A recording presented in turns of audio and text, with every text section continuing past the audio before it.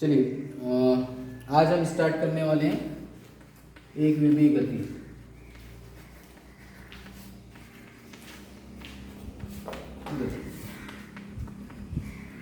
है ना, सीधी सी बात है। एक विमीय गति, तो सबसे पहली बात इसमें कुछ टर्म्स हैं जिसको हमको समझना होता है। ठीक है, सबसे पहली बात ये कि यदि हमको, मुझे आपको बताना है, थोड़ा सा मुझे एक चीज़ बताइएगा कि मान लीजिए मैंने आपसे पूछा कि ये कितनी दूरी पर है ना, इसकी दूरी कितनी है या इसकी स्थिति क्या है, कहाँ स्थित है, तो आप क्या बताएंगे? कितनी दूर है आपसे? या मैं बोला कि ये कहाँ स्थित है, आपको ऐसे नहीं बोला, मैंने सीधे ये बोला कि ये कहाँ स्थित है या कितने दूरी पर है। मैंने आपसे क्वेश्चन यही पूछा है कि ये कितनी दूरी पर है, आप क्या बताएंगे? एक पहला क्वेश्चन इसमें जनरेट होता है। तो आप, हो सकता है आप बताएं कि यहाँ से इसकी दूरी निकाल लें, या आप अपने से बताएं कि ये मेरे से 4 मीटर दूरी पर है, आप बोल दें कि ये मेरे से 5 मीटर की दूरी पर स्थित है ना। तो मैंने आपसे सिर्फ ये क्वेश्चन किया है कि ये कितनी दूरी पर है। मैंने ये नहीं बताया कि यहाँ से या यहाँ से या यहाँ से। तो जहाँ से मैं इसकी दूरी निकालूंगा, मतलब ये कि ये पॉइंट है, ये कितनी दूरी पर है ना, कहाँ स्थित है। तो इसके लिए मुझे क्या करना होगा? तो मैं आपसे ये बोलूँ कि भाई ये जो पॉइंट ए है वो इस पॉइंट से कितनी दूरी पर है। मतलब एक मैंने क्या किया, एक रेफरेंस लिया, एक तंत्र लिया, या फिर अपन बोल सकते हैं कि एक रेफरेंस पॉइंट लिया। जिस पॉइंट से मैं इसकी दूरी को निकालूंगा उसको हम क्या बोलेंगे? मूल बिंदु। क्या बोलेंगे उसको? मूल, है ना। ये इसका मूल है, यहां से ये कितनी दूरी पर, बस समझ में आ रही है। तो जहां से हम किसी वस्तु की स्थिति को बताते हैं, किसी वस्तु या किसी जगह की दूरी या किसी पिंड के स्थिति को हम प्रदर्शित करते हैं, जहां से हम प्रदर्शित करेंगे उसको हम क्या कहते हैं? मूल बिंदु। तो मूल बिंदु की परिभाषा यदि आप चाहो तो पहला अपन ये जानते हैं कि मूल बिंदु किसको कहेंगे, है ना। तो मूल बिंदु किसे कहेंगे?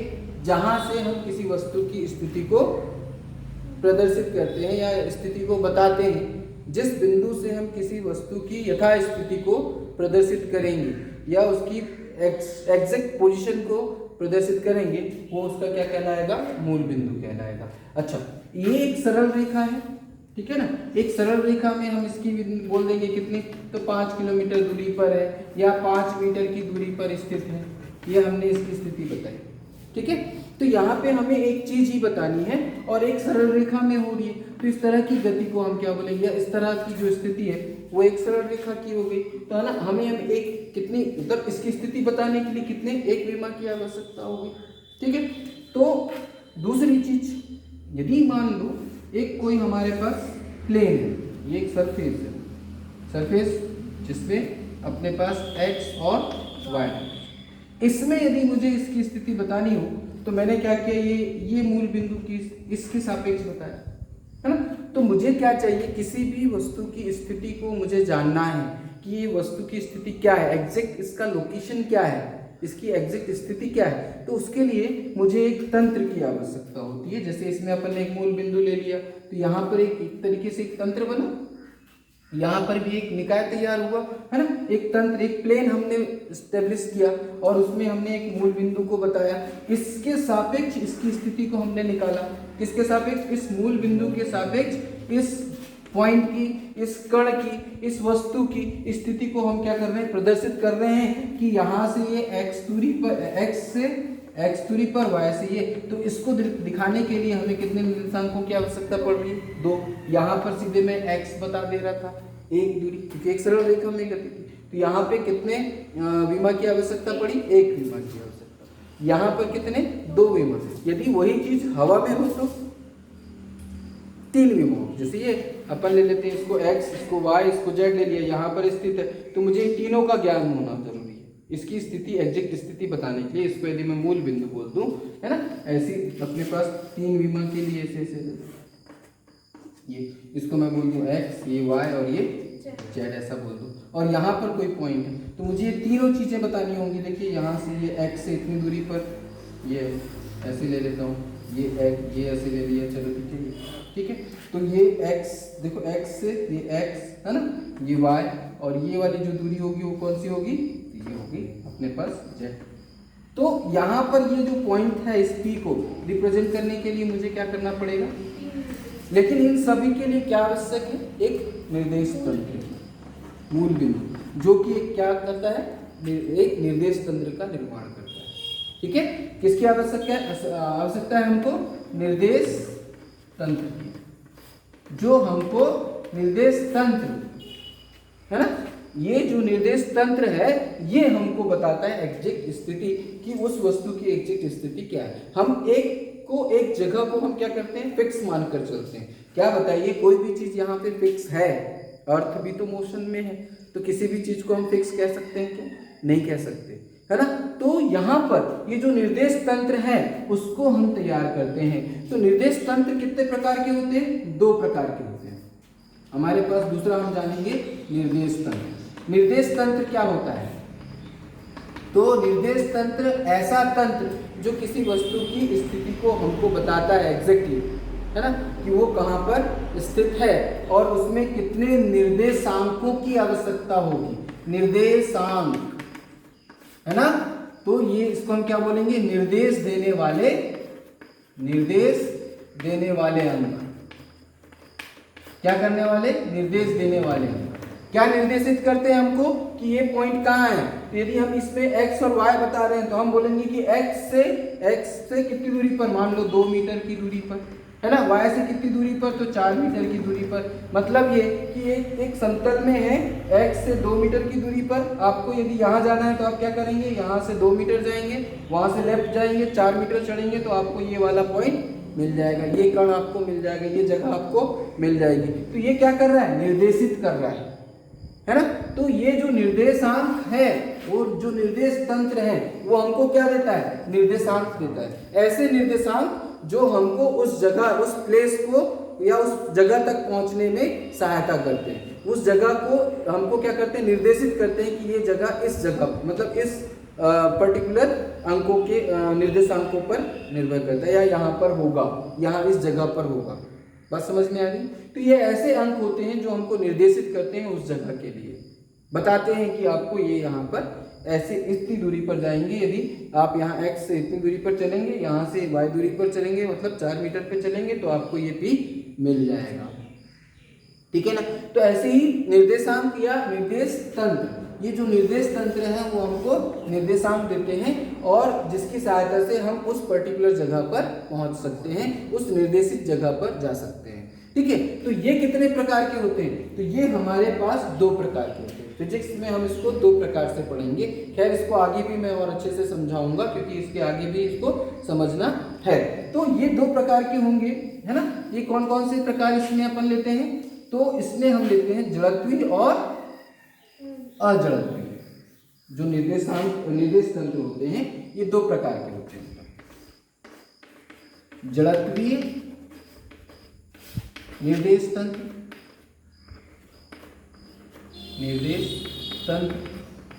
और एक अजड़त्वीय निर्देश तंत्र।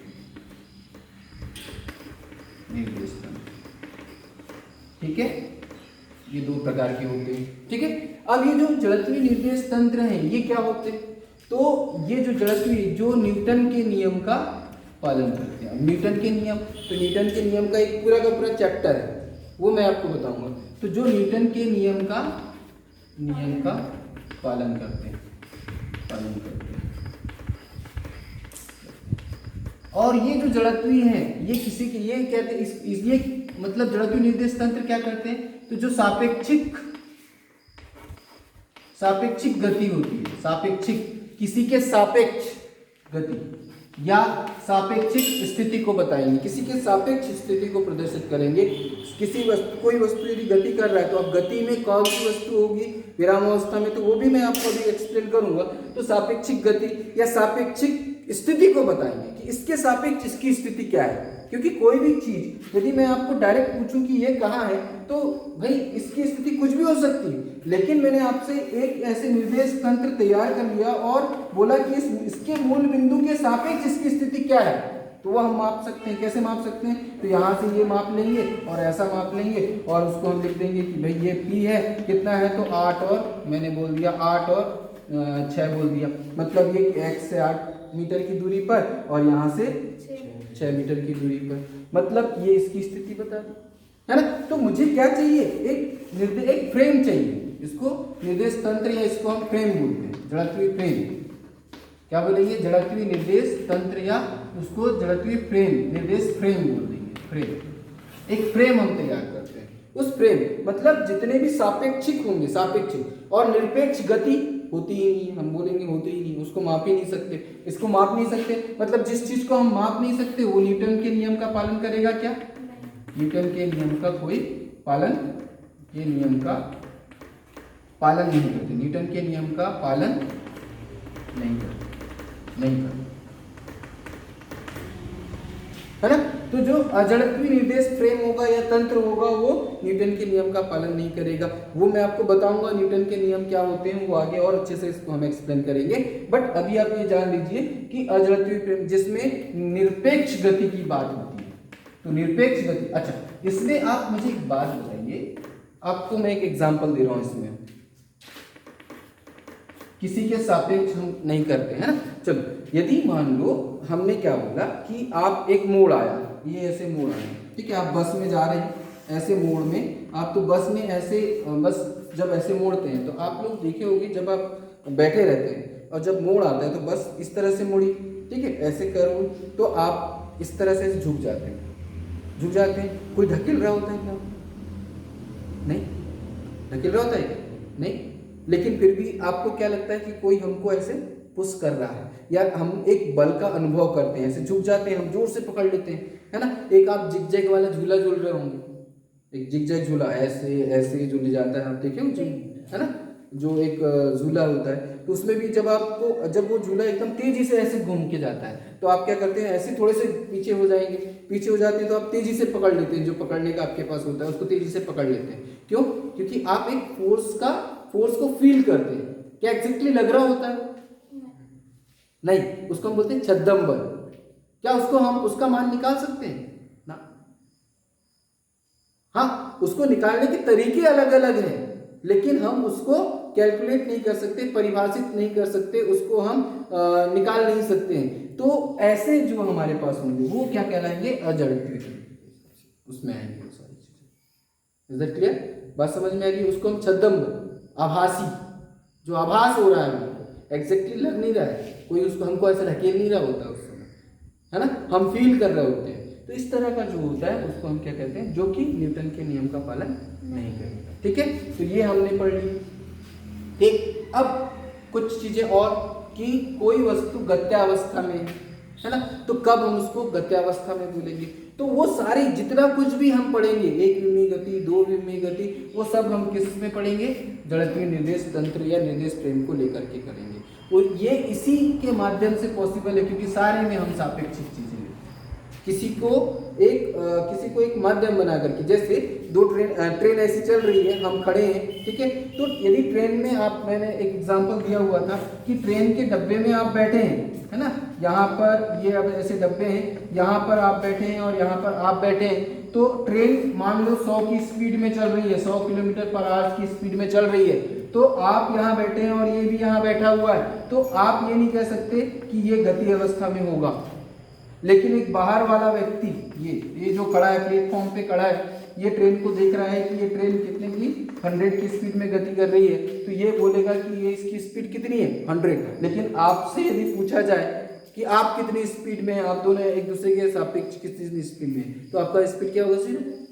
लेकिन ये देख रहा है ट्रेन कैसी गति, क्या आप गति नहीं कर रहे हैं ट्रेन के साथ? कर रहे हैं ना, आपकी स्पीड भी तो 100 किलोमीटर पर आवर की होगी, लेकिन आप एक दूसरे को देखेंगे तो क्या आपकी गति होगी ना? रिलेटिव मोशन इसको कहा जाता है, ये कंसेप्ट भी आपको आएगा। ठीक है, तो ये देख करके बताएगा कि इसकी स्पीड इतनी है। कैसे? तो ये अपने सापेक्ष लेगा ना, प्लेटफॉर्म के साथ, प्लेटफॉर्म कैसा है, स्टेबल, स्थिर है। ये कैसा है, गति में, तो इसको समझ में आएगी एग्जैक्टली गति। तो ये क्या करेगा, प्लेटफॉर्म के सापेक्ष ट्रेन की गति। बात समझ में आ रही?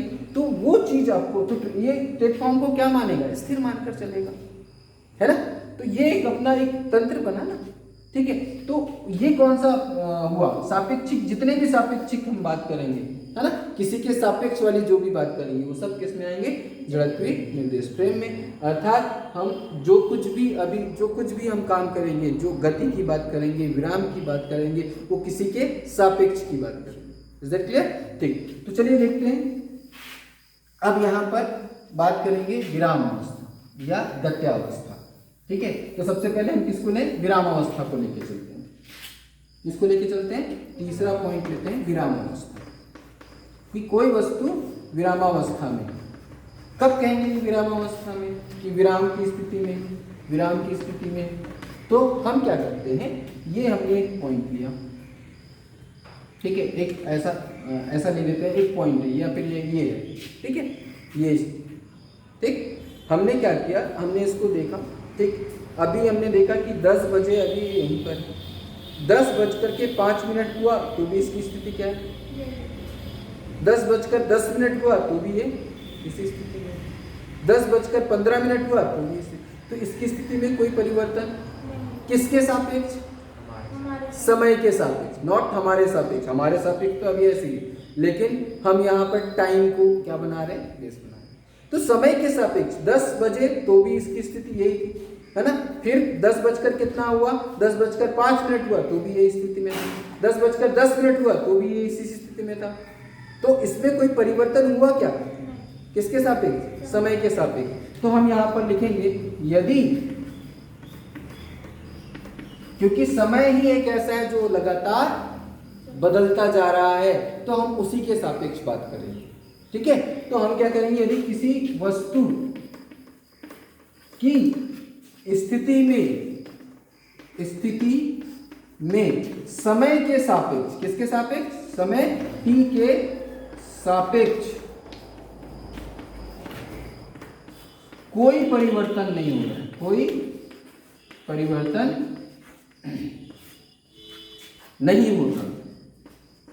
नहीं होता, तो वह वस्तु कैसी कहलाएगी, विरामावस्था में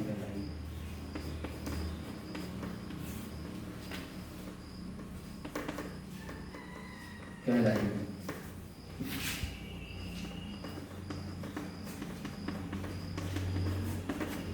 ठीक है।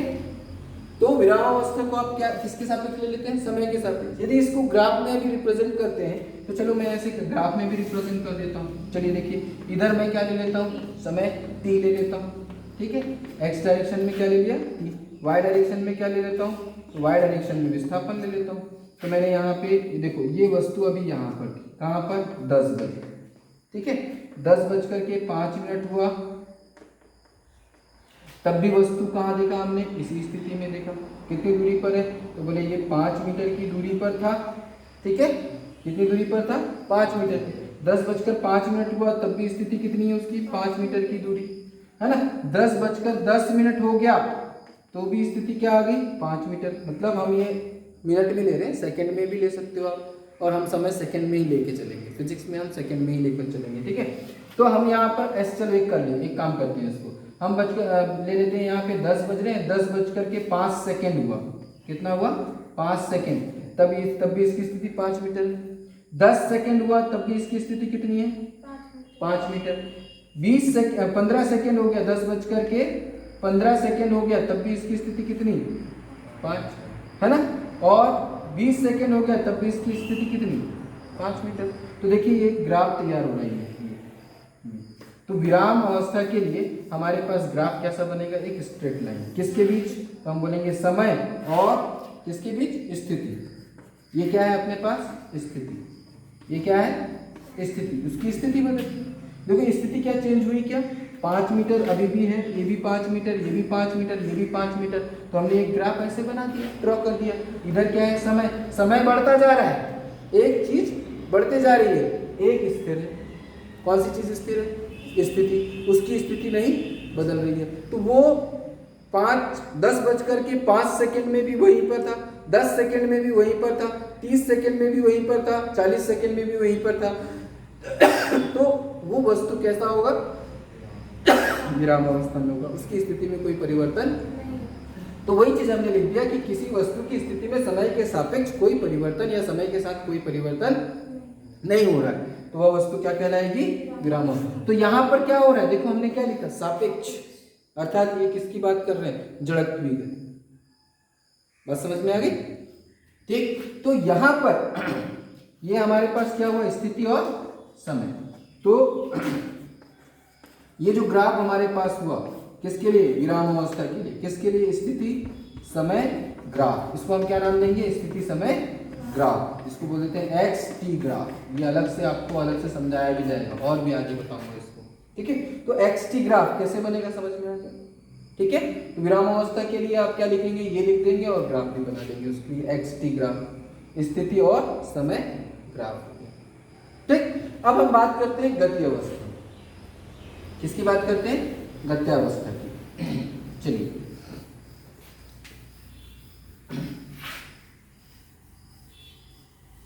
कि कोई वस्तु गति अवस्था में कब होगी, तो हम बात करेंगे। तीसरा तो विराम अवस्था हो गया था, ठीक है, इसको आप लिख लेंगे। चौथा हमारे पास आ जाएगा गत्यावस्था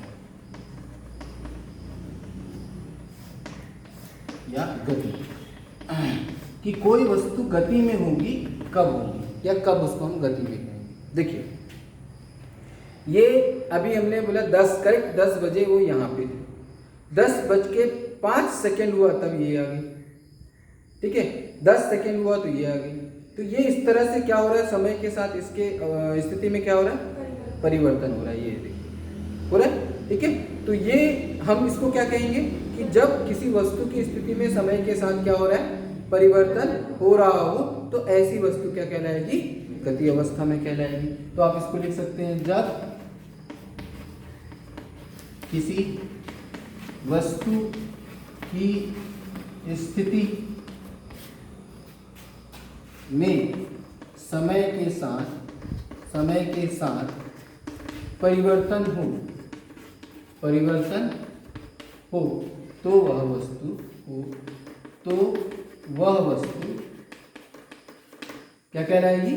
गत्यावस्था में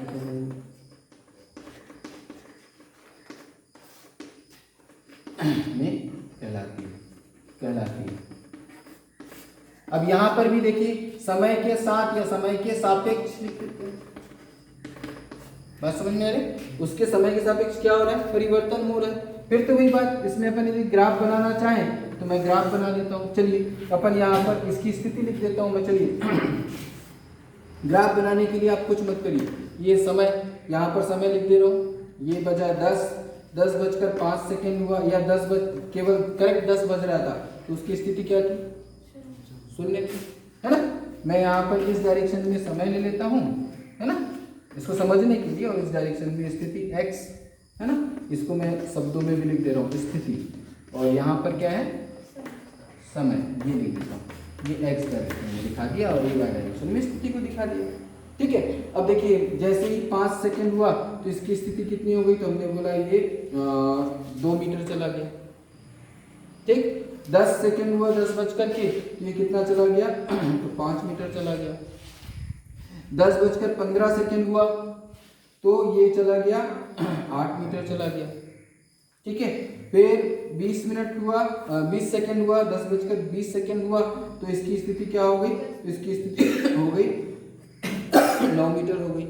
ठीक है, फिर अपना 25 हुआ तो इसकी स्थिति क्या होगी? 15 हो गई। ऐसा ले देते हैं। ठीक है, तो चलिए देखिए, इसके लिए ग्राफ बनाते हैं अपन। तो मैंने यहाँ लिया 5, है ना, ये मीटर में है ना, तो अपन इसको ले देते हैं 2, 4, 6, 8, 10, 12, और ये यहाँ पर 14, और ये यहाँ पर होगा 15। ऐसे ले लेता हूँ, चले। ठीक, और यहाँ पर अपन ले लेते हैं, तो ये 5 सेकंड का है, तो ये 5, है ना, 10, फिर 15, और ये 20 और 25, ये अपन ले लेते हैं। ठीक है, तो अब देखिए यहाँ पर 0 पे था ये अपने पास, यहाँ तो स्टार्ट हुआ। ठीक, जैसे ही 5 सेकंड हुआ तो 2 मीटर की दूरी पर है, तो 5 सेकंड में 2 मीटर यहाँ आएगा, ये है ना, 5 सेकंड में 2 मीटर, 10 सेकंड में 5 मीटर, तो 5 मीटर लगभग यहाँ पर होगा, 4 और 1 5, ये है ना, तो ये यहाँ पर 10 सेकंड में ये ले लो और इसको ऐसे करो तो ये यहाँ पर ये स्थिति आ गई। ठीक है, फिर 15 सेकंड में 8 मीटर, तो 15 सेकंड ये है, 8 मीटर चला तो 6 और 2 8, ये ले लीजिए आप, ये 15 सेकंड में 8 ये आ गया। ठीक, फिर क्या है 20 सेकंड में 9, तो 20 सेकंड में 9 मतलब ये यहाँ पर लगभग जाएगा ये, और ये अपने पास आ जाएगा, देखिए ये।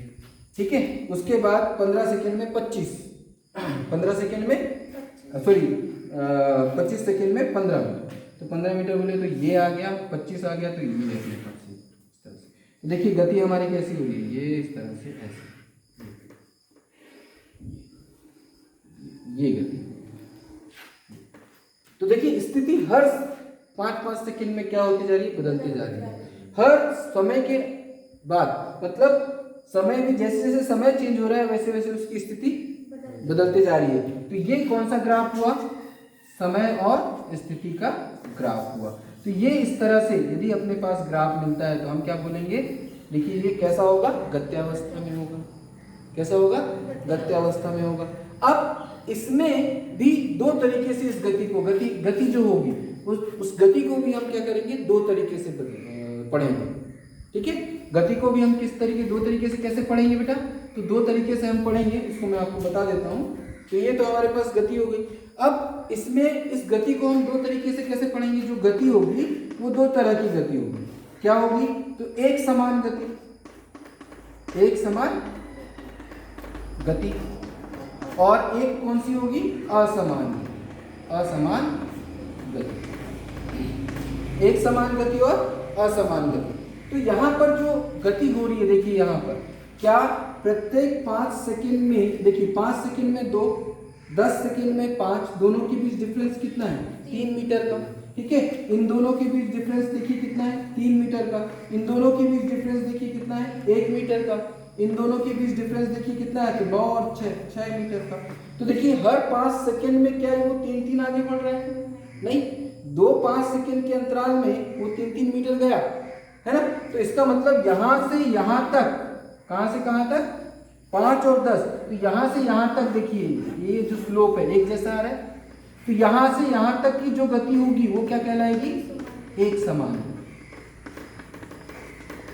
और ये वाली जो गति है देखिए ये क्योंकि हर 5 सेकंड में उसकी गति बदल रही है। देखिए ये यहाँ से यहाँ तक 5 सेकंड में 1 मीटर, और यहाँ से यहाँ 5 सेकंड में कितना, 6 मीटर। मतलब यहाँ पर गति क्या हो रही है, बदल रही है। तो यही सब, ये गति कैसी कहलाएगी, असमान गति। तो हम क्या कहेंगे, इसकी डेफिनेशन भी कैसे बन जाएगी एक समान गति की। तो इसमें आप लिख सकते हैं, गति में दो प्रकार डाल देंगे, एक समान गति और असमान गति। एक समान गति में क्या है, समान समय अंतराल में यदि जब कोई वस्तु यहाँ पर, अब इसको मैं इसको डिफाइन कर देता हूँ, ठीक है, और उसका ग्राफ भी अलग अलग बना देते हैं। खैर ये तो अब ग्राफ बनाएंगे, मैं एक समान गति का अलग से ग्राफ बना देता हूँ, असमान गति का अलग से ग्राफ बना देता हूँ। ठीक है, चलिए ग्राफ बनाना हो तो ऐसे एग्जाम्पल ले लिया करो, कोई दिक्कत नहीं है, तो तुरंत आपका ग्राफ बन जाएगा। और ग्राफ को पढ़ते भी आना चाहिए, वो बहुत इंपॉर्टेंट है। आपको ग्राफ को समझना सबसे ज़्यादा इंपॉर्टेंट है। ठीक है, तो देखिए यहाँ पर अपन पढ़ते हैं पहले इसमें 4.1 हम क्या ले लेते हैं, एक समान गति। क्या ले लेता हूँ मैं इसमें, एक समान गति। तो इसको अपन कैसे लिखेंगे, समान समयांतराल में, समान समयांतराल में समान दूरी जब कोई वस्तु, ऐसे लिखेंगे यहाँ पर, इसको थोड़ा सा ऐसे लिख लो, जब कोई वस्तु या पिंड, जब कोई वस्तु या पिंड समान समयांतराल में समान दूरी तय करती है। तो वस्तु की वह गति, वस्तु या पिंड की वह गति क्या कहलाती है, एक समान गति कहलाती है। एक समान गति कहलाती है। अब इसके लिए ग्राफ बना दें अपन। चलिए, ये हो जाएगा हमारे पास क्या कि समय, ठीक है, और ये क्या है x, ये क्या हो गई अपनी स्थिति, ठीक है। तो यहाँ पर देखिए हमारे पास क्या हो जाएगा, मैं इसको थोड़ा सा एग्जांपल ले लेता हूँ, ऐसे छोटा सा अपने हिसाब से बना लेते हैं कि 0 सेकंड में कितना, तो 0 स्थिति है ना। 2 सेकंड में लेते हैं तो 2 सेकंड में वो कितना चला, तो 1 मीटर चला। 4 सेकंड में कितना चला, तो 2 मीटर चला। 6 सेकंड में कितना चला, तो 3 मीटर चला। 8 सेकंड में कितना चला, तो 4 मीटर चला, है ना। तो मैं यहाँ स्थिति को क्या कर रहा हूँ, 1 2 3 4 5, जैसा वैल्यू देंगे उस हिसाब से आप यहाँ मान लेना, वैल्यूज ले लेना। ये हो गया 2 सेकेंड, ये हो गया 4 सेकेंड, ये हो गया 6 सेकेंड, 8 सेकेंड। तो देखिए यहाँ पर ये अपने पास स्टार्ट हुआ यहाँ से मूल बिंदु ये। अच्छा, मैंने क्या बोला, 2 सेकेंड में 1 मीटर, तो 2 सेकेंड में 1 मीटर ये हो गया, ठीक है।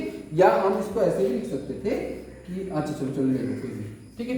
अब यहाँ पर 4 सेकेंड में क्या, 2 मीटर, तो 4 सेकेंड में 2 मीटर ये लीजिए, ये मिल गया, ठीक। फिर 3 सेकेंड में 6 सेकेंड में 3 मीटर ये मिल गया, ठीक है। फिर 8 सेकेंड में कितना, तो 4 मीटर ये। तो देखिए ये यहाँ पर अपने पास क्या मिल जाएगा, ये ग्राफ, कैसा ग्राफ मिला, ये इस तरह का। इसको मैं हटा देता हूँ, ये तो अपने निकाला है ऐसे, देखिए। तो ये इस तरह का जो ग्राफ होगा, इस तरह का जो स्लोप आएगा ये, है ना, ये क्या देगा अपन को, एक समान, क्या देगा ये, एक समान गति, ये हमको देगा एक समान गति, ठीक है।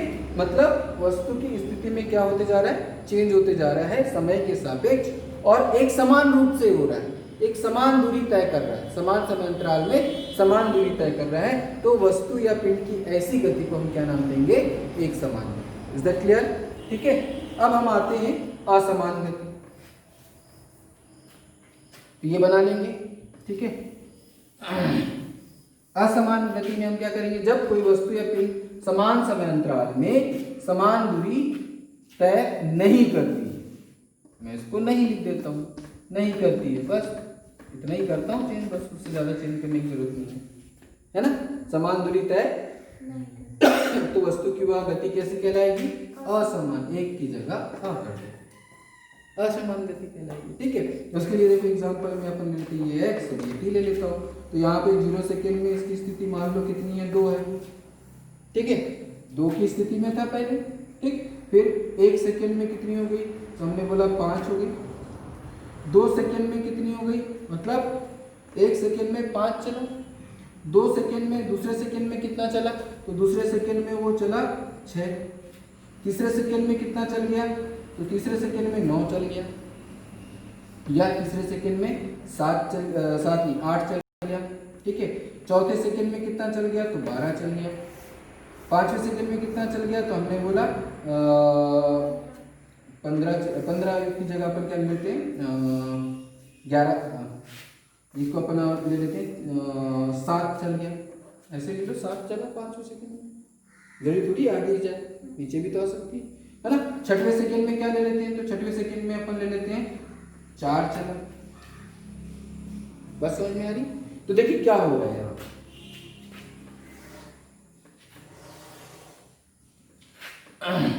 यहाँ पर अधिकतम दूरी 12, तो अपन ले 2 है ना, 4 नहीं, 2 के बाद थोड़ा अंतर ले लेते हैं, 5 का लेते हैं, चलो 5, ठीक। और ये 10 ज़्यादा हो जाएगा ना, 3 6 9 और ये 12 और ये 15, ऐसा ले ले रहा हूँ। ये स्थिति ले ले रहा हूँ, ये क्या है भाई, स्थिति x, ठीक है। और ये इधर अपन क्या ले लेते हैं, समय t, ठीक है। अब देखिए यहाँ पर समय हम क्या ले लेंगे, तो समय तो सेम ले लेते हैं, 1 2 3 4 5 6, है ना, इस तरह से हमने ले लिया। चलिए पहले सेकेंड 0 में कहाँ था, 2 में था, मतलब ये यहाँ से स्थिति इसकी स्टार्ट हुई, है ना। ये 0 0 अपन ने ले लिया, तो 0 सेकेंड में वो 2 में पहले से ही था, तो ये यहाँ पे पार्टिकल था हमारा, कोई भी वस्तु थी, ठीक है। 1 सेकेंड में कहाँ 5 में गया, तो जैसे ही 1 सेकेंड हुआ तो ये नीचे आ जाएगा 5, ये यहाँ पे आ जाएगा लगभग, ये स्थिति में आ गया, ठीक है। फिर 2 सेकेंड में 6 पे गया, तो ये यहाँ पर आ गया, 2 सेकेंड में कहाँ आ गया, ये यहाँ पर आ जाएगा, ये स्थिति आ गई, है ना, ये, ठीक है। फिर 3 सेकेंड में 8 में गया, मतलब ये यहाँ पर स्थिति आई उसकी, इतने में करीब है, ये 3 सेकेंड में ये, ठीक है। 4 सेकेंड में कहाँ गया, 12 में गया, तो यहाँ आ गया वो 4 सेकेंड में कहाँ आ गया, ये आ गया, ठीक है। 5 सेकेंड में कहाँ गया, 7 में, तो ये 6 से 7, ये इधर की स्थिति आ गई, 5वां सेकेंड है ये यहाँ आ गया, ये स्थिति आ गई, ठीक। और 6वें सेकेंड में 4 में आ गया, 4 में मतलब ये वाली स्थिति हुई होगी, ये 6वें सेकेंड में ये आ गया, ठीक है। तो देखो इसको अपन मिलाते हैं, सारे बिंदुओं को मिला लीजिए,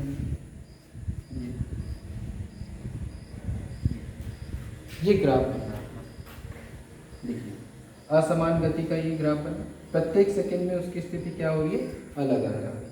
तो असल में ये जो स्थिति बन रही है, देखिए यहाँ से ये जो ग्राफ बनाई है, ये किसका ग्राफ बन रहा है, ये असमान गति, है ना। तो हर 1 सेकंड में उसकी जो उसका जो गति है, उसकी गति क्या हो रही है, बदलते जा रही है। तो ऐसी गति को हम क्या बोलेंगे, असमान। इधर क्या, तो हमने गत्यावस्था में कोई वस्तु कब कहलाएगी वो देख लिया।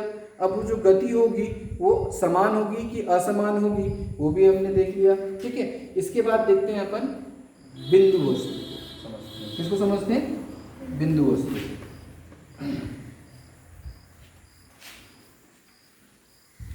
5वां हमारे पास टॉपिक होगा बिंदु वस्तु।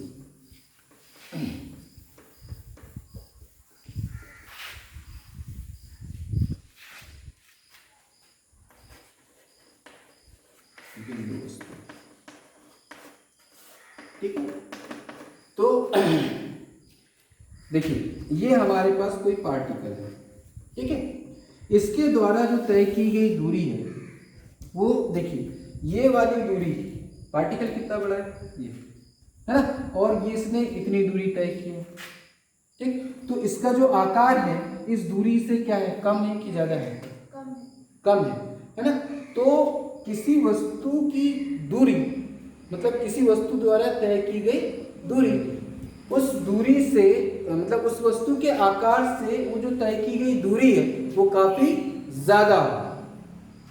किसी वस्तु द्वारा तय की गई दूरी उस वस्तु के आकार से काफी ज्यादा हो, बहुत ज्यादा हो, तो वह वस्तु क्या कहलाती है, बिंदु वस्तु। जैसे एक सिंपल सा एग्जांपल मैं आपको बता देता हूं कि यदि एक बॉल को आप किक मारो और वो बहुत दूर जाती है, तो वो बॉल आपको कैसी दिखाई देती है, जरा सी। फुटबॉल जो है वो इतना सा दिखाई देता है, बिंदु आकार का। क्यों, क्योंकि उस फुटबॉल द्वारा जो तय की गई दूरी है वो काफी ज्यादा है, तो वो फुटबॉल हमको कैसे दिखाई देगा, बिंदु आकार का। वही चीज यदि आप कहाँ चले जाते हैं, डूंगरगढ़ चले जाते हैं, डूंगरगढ़ काफी ऊंचाई पर है, ठीक है। वहां पर आप एक किसी भी ट्रेन को भी देखते हैं तो जरा सी दिखती है ना। एक आदमी को देखेंगे, एक इंसान को देखेंगे तो वो इंसान भी हमको छोटा सा दिखाई देता है। क्यों, क्योंकि हमारे द्वारा जो तय की गई दूरी है उस इंसान से या हमारे आकार से काफी ज्यादा है, और वो इंसान हमारे ही बराबर का होगा, है ना। तो वो जो हमको दिखाई देगा वो कैसे दिखाई देगा, बिंदु आकार का दिखाई देगा। बात समझ में आ रही।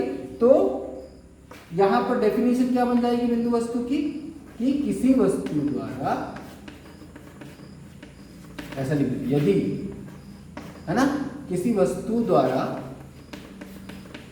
तय की गई दूरी, तय की गई दूरी वस्तु के आकार से बहुत कम, बहुत ज्यादा, आकार से बहुत ज्यादा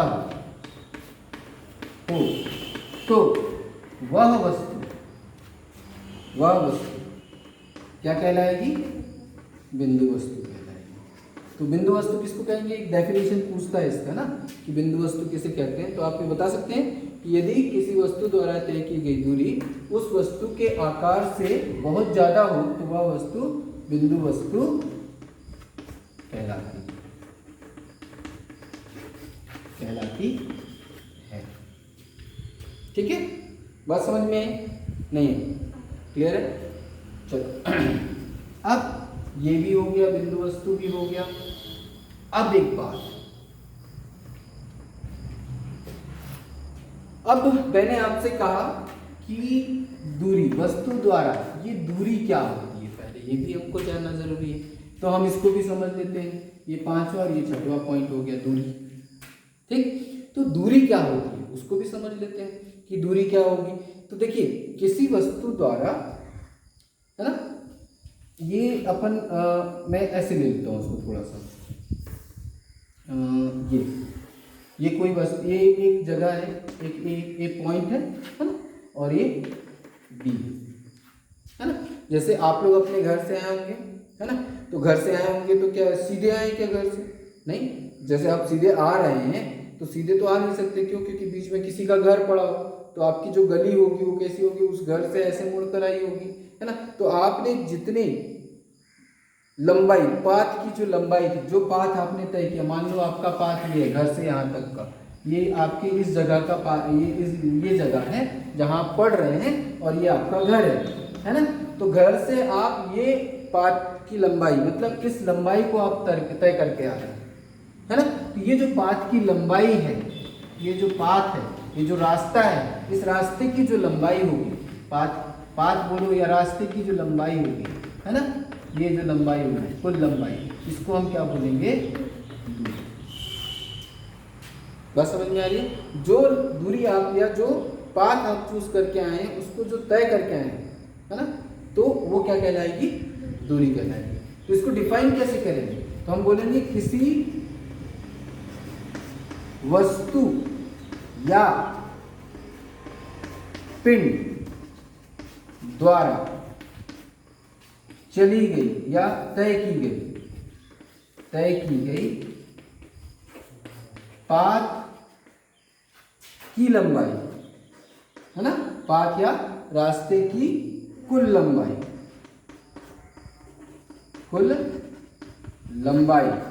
को हम क्या कहते हैं? को दूरी कहा जाता है। दूरी कहा जाता है।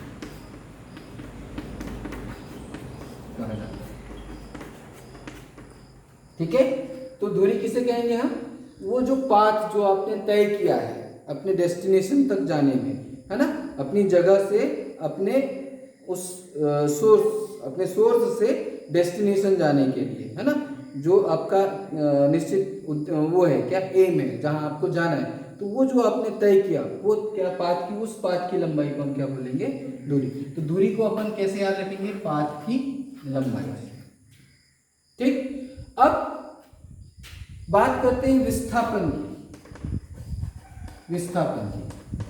तो ये दोनों में एक डिफरेंस है, कुछ नहीं, दोनों पाथ की लंबाई छोटी, है ना, लेकिन दोनों में डिफरेंस क्या है, दोनों में अंतर क्या है? तो सदिश और अदिश का। तो ये आपको अदिश,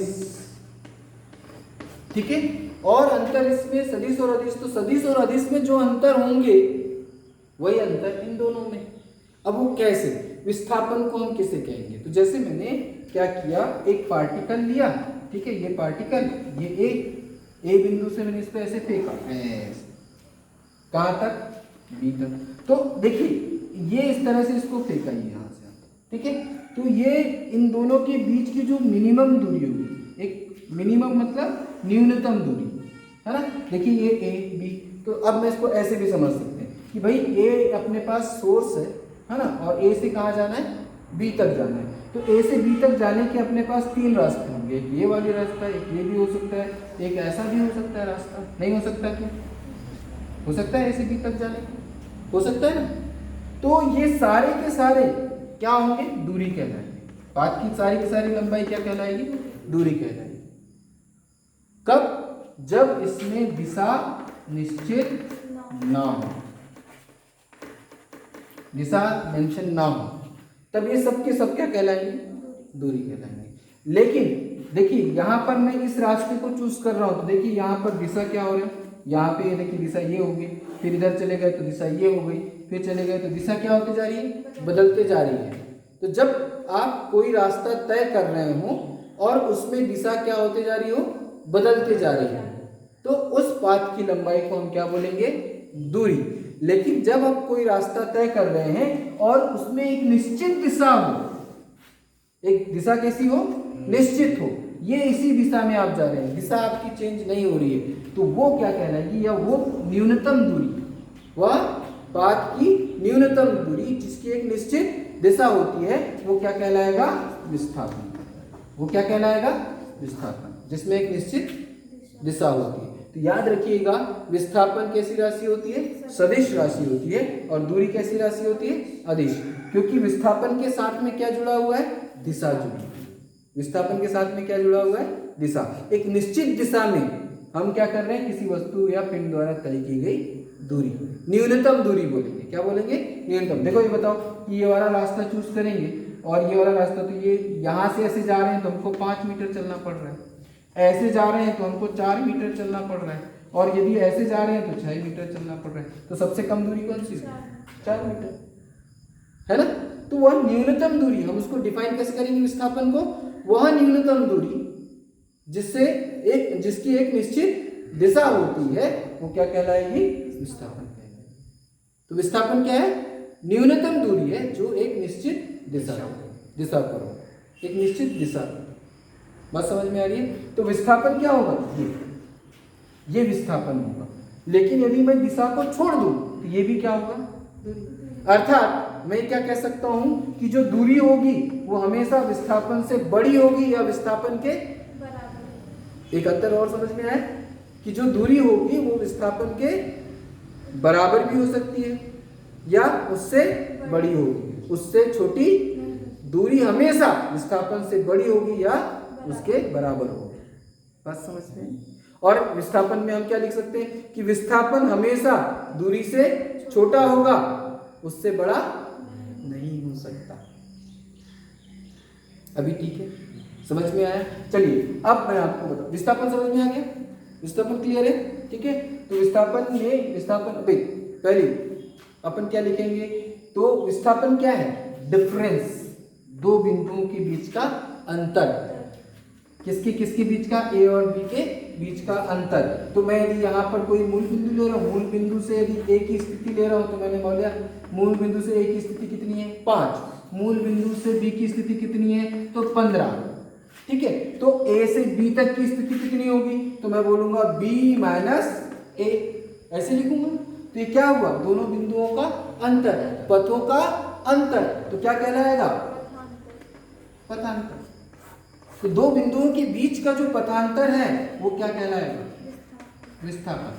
क्या ये मार्ग पर निर्भर कर रहा है, देखो यहाँ पर मान लो क्या है, ये यहाँ पे नहर है, यहाँ से हम नहीं जा सकते, यहाँ से हम नहीं जा सकते, यहाँ से हम जा सकते हैं, यहाँ से हम जा सकते हैं, तो ये दूरी है ना। और ये दूरी देखो, ये मार्ग पर निर्भर कर रही है, ऐसे नहीं जा सकते आप, ऐसे आप जा सकते हैं क्या, नहीं जा सकते, आप ऐसे जा सकते हैं। तो दूरी मार्ग पे निर्भर करती है, दूरी पथ पे निर्भर करती है, क्योंकि इस पथ से जाएंगे तो 5 मीटर चलना पड़ेगा, ऐसे जाएंगे तो 4 मीटर चलना पड़ेगा, और ऐसे जाएंगे तो यहाँ पर दूरी कितनी हुई, 6 मीटर, यहाँ पर दूरी 5 मीटर, यहाँ पर 4 मीटर, यहाँ पर, है ना। लेकिन हम यहाँ पर नहर नहीं जा सकते, लेकिन विस्थापन तो यही छोड़ो, यहाँ से कूद के जाना पड़ जाएगा, लेकिन हम एक ही दिशा में जाएंगे। बात समझ में आ रही है। तो विस्थापन वो न्यूनतम दूरी ही होगी, लेकिन यहाँ पर तो इसका मतलब विस्थापन पाथ पे निर्भर नहीं करता। बात समझ में आई। तो एक अंतर और मिल गया, विस्थापन पाथ पे निर्भर नहीं करता, दूरी पाथ पे निर्भर करती है। बात समझ में आ गई, क्लियर है अभी, ठीक है। तो ये पथांतर यदि हम लिख देंगे तो पथांतर से विस्थापन को याद करेंगे और पाथ की लंबाई से दूरी को याद करेंगे, है ना। पाथ की लंबाई, दूरी, पथांतर, बात समझ में आए, क्लियर है, ठीक है। कितने अंतर हो गए अपने पास, है ना।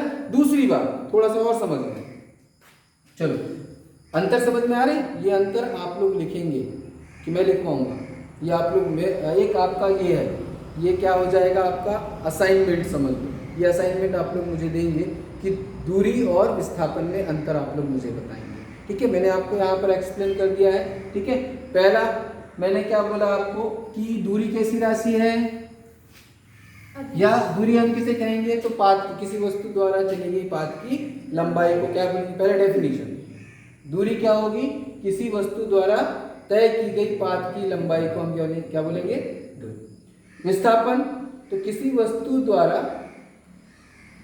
तय की गई पथांतर, मतलब दूरी के पथांतर या न्यूनतम दूरी को किसी वस्तु द्वारा तय की गई वह न्यूनतम दूरी जो कि एक निश्चित दिशा में तय की गई हो, क्या कहलाएगा, विस्थापन। विस्थापन को हम दूसरे शब्दों में क्या बोलेंगे, पथांतर, दो बिंदुओं के बीच का पथांतर क्या कहलाएगा, विस्थापन। दो स्थितियों के बीच का पथांतर क्या कहलाएगा, विस्थापन। Is that clear? ठीक है, अच्छा, फिर क्या बोलेंगे, दूरी कैसी राशि है, अदिश राशि है। विस्थापन कैसी राशि है, सदिश राशि है। दूरी क्या होगा, विस्थापन से सदैव ज्यादा होगा या विस्थापन के बराबर होगा। विस्थापन कैसा होगा, दूरी से सदैव छोटा होगा या दूरी के बराबर होगा। Is that clear? बात समझ में? ठीक, अब थोड़ा सा और अंतर, और मैंने क्या बताया था, अंतर और क्या बता दिया था, दूरी पाथ पे निर्भर करती है, विस्थापन पाथ पे निर्भर नहीं करता। कितने अंतर हो गए, 4-5 हो गए। ठीक है, ये आपके नोटबुक में मुझे चाहिए। ठीक, दूसरा थोड़ा और समझ लेते हैं इसको। देखिए, यदि अपन दूरी की बात करते हैं तो मेरे पास एक पॉइंट ए है और एक पॉइंट बी है। ठीक है, ए से बी गया, कितना गया, मान लो +5 मीटर गया। ठीक, और बी से फिर ए से बी गया। ठीक है, और बी से कहाँ आया, ए आ गया, फिर से वापस आ गया, कितना आया, तो देखो यहां पर ये दिशा थी ए से बी। ठीक है, ए से बी गया। ठीक है, कितना है, 5 मीटर +5। अब बी से ए आया, तो चूंकि दिशा यहाँ मेंशन है, क्योंकि मैं विस्थापन निकालना चाह रहा हूं, तो यहाँ पर दिशा, तो ये क्या हो जाएगा, उल्टा है ना, तो -5 हो गया। ऐसे गया तो +5, ऐसे आया तो टोटल विस्थापन कितना होगा, तो विस्थापन कैसे निकालेंगे, तो विस्थापन डी से मैं निकाल देता हूँ, डी को विस्थापन बोल रहा हूँ, तो ए बी प्लस बी ए। तो यदि मैं ऐसा लिखूंगा तो क्या हो जाएगा, देखो ए बी, और इसको भी ए बी लिखूंगा, तो जब इसको उल्टा करूंगा तो ये क्या हो जाएगा, ए बी, तो ये ए बी मतलब माइनस आ जाएगा, आ जाएगा क्या, आ जाएगा, तो ये क्या मिला मुझे, 0। अर्थात विस्थापन क्या हो सकता है, 0 हो जाएगा। लेकिन दूरी की बात करूंगा तो ये 5 चला और ये 5 चला, तो 5 और 5 कितना चला, 10, क्योंकि ये अदिश राशि दिशा पर निर्भर, देखो फिर से एक अंतर और भी मिला, ये दिशा पर निर्भर नहीं करता, ये दिशा पर निर्भर करता है। अभी समझ में आ रहा है? ये देखो, हम बोलेंगे यदि मैं ए से बी गया 5, बी से ए आया, तो ये ऋण 5 हुआ। तो यदि मैं यहाँ पर क्या लेता हूँ, देखो दूरी मैं चला 5 और 5 कितना चला, टोटल 10। लेकिन यदि विस्थापन कहूंगा तो पथांतर है, विस्थापन कितना है, पथांतर। पथांतर मतलब हमारे पास क्या हो जाएगा, डी, 5 गया 5 आया, कितना हो गया, 0। पथांतर 0 हुआ कि नहीं हुआ, ये पथांतर ही तो हुआ। ठीक, तो पथांतर मतलब क्या, विस्थापन, तो विस्थापन कितना हुआ, 0, 5 गया और 5 वापस आ गया। लेकिन दूरी यदि निकालेंगे तो दूरी पाथ पे निर्भर करती है, दिशा पर निर्भर नहीं करती। मतलब कितनी दूरी तय किया, 5 गया और 5 आया, 5 दूनी 10 मीटर। तो दूरी निकालूंगा तो कितना निकलेगा, 10 मीटर। विस्थापन निकालूंगा तो कितना निकलेगा, बात समझ में? इसका मतलब क्या है, दूरी सदैव धनात्मक होगी, दूरी सदैव धनात्मक होगी, और ये कैसा होगा, 0 होगा। अब मान लो यहां से गया और यहां से वापस आया, कितना वापस आ गया, तो मैंने 7 मीटर चल दिया, वापस आया तो कितना चला, 7 मीटर। तो +5 - 7 कितना आ गया, तो ये क्या हुआ मेरा, -2 क्या हुआ, विस्थापन। पथांतर हुआ, विस्थापन हुआ कि नहीं हुआ, ये विस्थापन हुआ और ये विस्थापन हुआ। तो अब मुझे बताइए कि विस्थापन कैसा हो गया, माइनस। लेकिन यदि मैं यहाँ पर दूरी लेता, ए से बी कितना, 5, और बी से यहाँ तक ये जो पी बिंदु है, तो ये कितना होता, 7, 5 और 7 12, तो 12 मीटर क्या होता, दूरी, 12 मीटर क्या होती, दूरी। लेकिन विस्थापन कितना हुआ, अपनी स्थिति से यहाँ पर आया ना, कितना है, तो हमने बोला -2। कितना है, -2। -2 विस्थापित हुआ। अभी समझ में आया। तो विस्थापन क्या हो सकता है, शून्य हो सकता है, ऋणात्मक हो सकता है, धनात्मक हो सकता है ना, तीनों चीजें हो सकती है। एक अंतर और मिल गया कि नहीं मिल गया। तो विस्थापन धनात्मक हो सकता है, ऋणात्मक हो सकता है और शून्य हो सकता है। दूरी सदैव धनात्मक। अभी देखा था तो 10, ये 10 था तो ये 0 था। अब ये 12 हो गया तो ये कितना हो गया, ऋण 2 हो गया। बात समझ में आई। तो दूरी सदैव धनात्मक होगी, ठीक है। और विस्थापन धनात्मक, ऋणात्मक और शून्य हो सकता है, क्योंकि वो दिशा पर निर्भर करता है। दूरी दिशा पर निर्भर नहीं। जितना चला वो कुल पाथ की लंबाई को हम क्या बोलेंगे, दूरी बोलेंगे, ठीक है। तो पाथ की कुल लंबाई कितनी होगी, तो 5 और ये 7, 12। बस समझ में आ गई। तो ये दूरी और विस्थापन में अंतर भी आप लिख सकते हो। कितने अंतर हो गए, 6-7 अंतर तो हो गए। तो ये देखते हैं कितने लोग कितने अंतर लिख सकते हैं। Is that clear. तो आपको ये समझ में आ गया होगा। तो कुछ टर्मिनोलॉजी समझ में आ गई, ठीक है। अब एक और बता रहा हूं, उसके बाद फिर कल देखेंगे, नेक्स्ट डे देखेंगे। चलिए, रिजुरेखी गति। रिजुरेखी गति मतलब एक सरल रेखा में जो गति होती है उसको हम रिजुरेखी गति कहते हैं। जैसे इसको अपन क्या बोलते हैं, रिजुरेखी गति, रिजु रेखीय गति, ठीक है। तो ये रिजुरेखी गति क्या होती है, तो रिजुरेखी गति जो एक सरल रेखा में गति होती है, एक सरल रेखा में जो गति होगी उसको क्या बोलेंगे, रिजुरेखी गति। जैसे एक कार की गति, ये कार है हमारे पास, अरे लग रही है ना कार, कोई दिक्कत नहीं, ठीक है। तो इसकी एक सरल रेखा में जो गति होगी वो क्या कहलाएगी, रिजुरेखी गति। एक हम रस्सी बांध देते हैं, उसमें एक चींटी चल रही है, तो वो वाली भी गति कैसी होगी, क्योंकि चींटी एक निश्चित रेखा में गति कर रही है, तो उस गति को रिजुरेखी गति। और इस गति में हमको कितने, एक विमा की आवश्यकता होती है। कितने विमा की आवश्यकता होती है, एक विमा की आवश्यकता होती है, ठीक है। तो अभी हमने दूरी और क्या विस्थापन समझ लिया। अब हम जो गति की बात कर रहे हैं, है ना, तो अब मैं आपको बता रहा हूं कि यदि मान लो एक पॉइंट ए है, ठीक है, और एक पॉइंट बी है, ठीक, ए से बी तक की दूरी 10 मीटर है ना, और एक व्यक्ति उसको 5 सेकंड में तय करता है और दूसरा व्यक्ति उसको 10 सेकंड में तय करता है। एक व्यक्ति कितने सेकंड में तय कर रहा है, और एक व्यक्ति कितने सेकंड में, मतलब हम एक पी व्यक्ति है जो 5 सेकंड में तय कर रहा है, क्यू व्यक्ति है जो 10 सेकंड में तय कर रहा है। कौन सा तेज है, कौन सा स्लो है, मतलब धीमा है। बी क्यू कैसा है, धीमा है, ये क्या है, धीमा है ना, और ये क्या है, तेज है ना। तो इसको मापने के लिए कि कौन सा तेज है और कौन सा धीमा है, इसके लिए हमने एक नाम दिए। जब हम उसका कैलकुलेशन किसमें करेंगे, विस्थापन में करेंगे, है ना, कि किसका विस्थापन जल्दी हुआ, किसका लेट हुआ, तो उसको हम नाम देंगे वेग। मतलब एक नई भौतिक राशि का उद्गम होगा, वेग, तब हम जाकर के वेग को जाने, है ना। और जब हम दूरी की बात करेंगे, उसको दूरी से रिलेट करेंगे, तो उसको हम नाम देंगे चाल, है ना।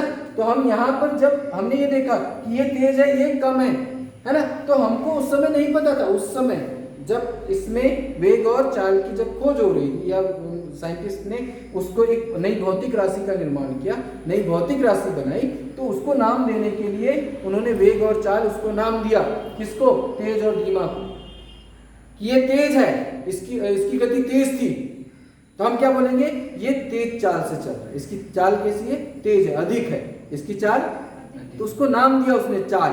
तो चाल और वेग एक नई भौतिक राशि बनी, किसको लेकर के, विस्थापन और दूरी को, और उसको किससे रिलेट किया कि भाई जो जल्दी, मतलब ये जो निश्चित दूरी थी, एक ने जल्दी तय कर लिया और एक ने लेट तय किया, एक को ज्यादा समय लगा और एक को कम समय लगा। जिसको ज्यादा समय लगा उसकी चाल हम बोलेंगे कम थी, जिसको कम समय लगा उसकी चाल अधिक थी। तो उसको एक हमने नई भौतिक राशि से क्या किया, प्रदर्शित किया, और उनका नाम क्या है, वेग और चाल। ये मैं आपको कल बताऊंगा, ठीक है।